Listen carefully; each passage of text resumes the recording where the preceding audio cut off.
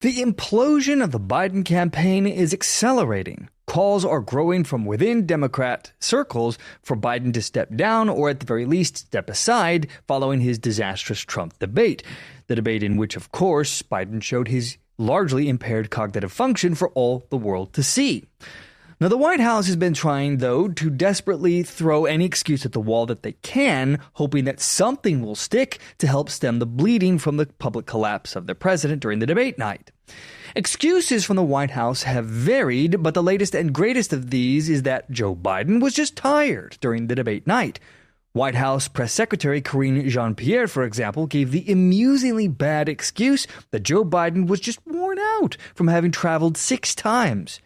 This despite the fact that the debates took place 12 days after President Biden had returned to the country.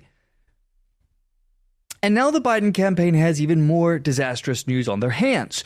A new poll is out, this time from the New York Times and Siena College, in which they gave grim results for the Biden campaign and his standing with the American people. This poll showed that Trump's lead is now growing following the debate with Biden, breaking away from the president by nearly 6% from likely voters, with a 49 to 43% lead for Donald Trump. And if you take a closer look at the results and you focus on just registered voters as a whole, that lead then expands to 49 to 41%, with 74% of voters believing that Biden is just too old to be an effective president. This is really, really bad news for the Democrat Party. Now, to break this down in further detail, I'm going to pull up an article from Fox News. This is breaking today. This was written by Paul Steinhauser, and he writes, Trump gets big post-debate boost in new poll after Biden's botched performance. A new national poll indicates that former President Trump's lead over the President Biden in their 2024 election rematch is widening in the wake of last week's heavily criticized debate performance by Biden.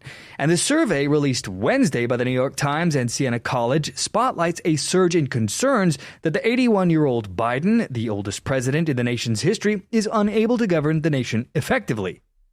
Well, that seems like a bit of a no-duh to me.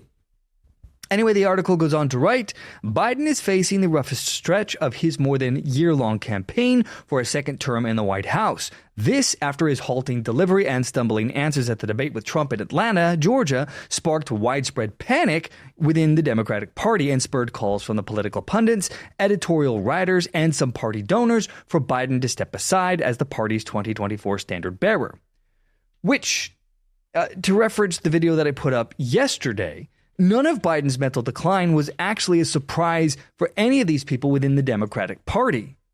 They've known about this all along. And this includes, of course, the mainstream media. Again, they've known about this. And yet, up until now, they have done absolutely everything in their power to hide what is likely some form of dementia for President Biden.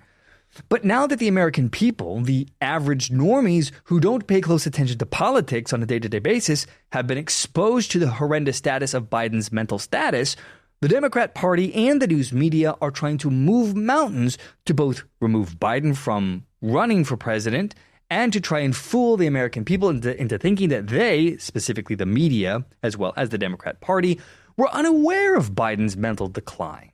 They just didn't know.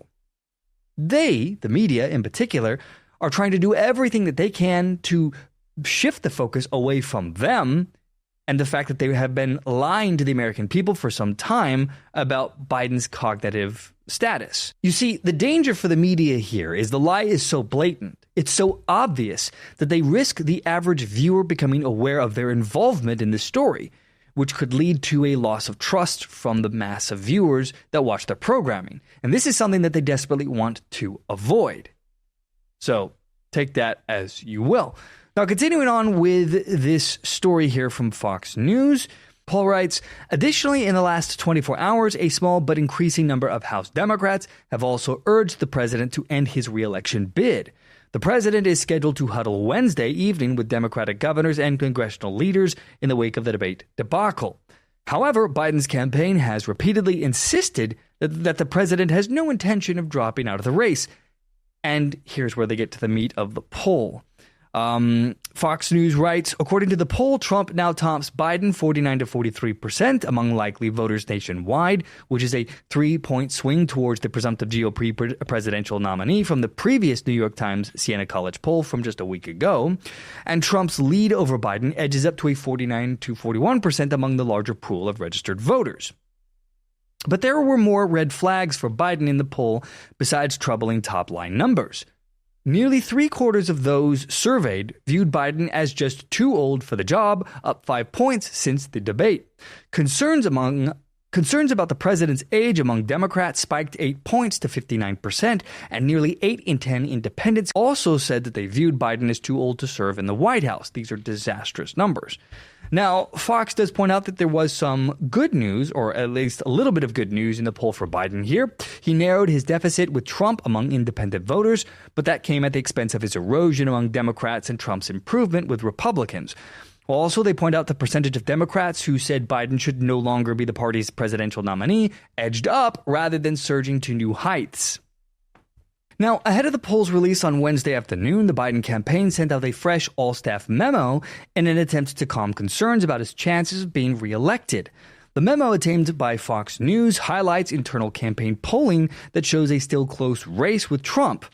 Yeah, I'll bet their internal pollsters are showing that. They need to try and calm their party members in any way they can, and gaslighting elected Democrats, if they can, into relaxing is something the Biden campaign would want badly here.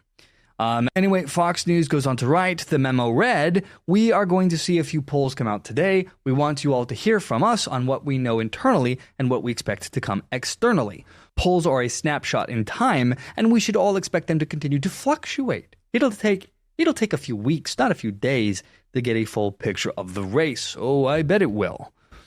Now, the memo, which was signed by campaign chair Jen O'Malley Dillon and campaign manager Julie Chavez Rodriguez, showcases internal battleground state polling before and after the debate, revealing that Biden dropped by 0.5 percentage point over that period.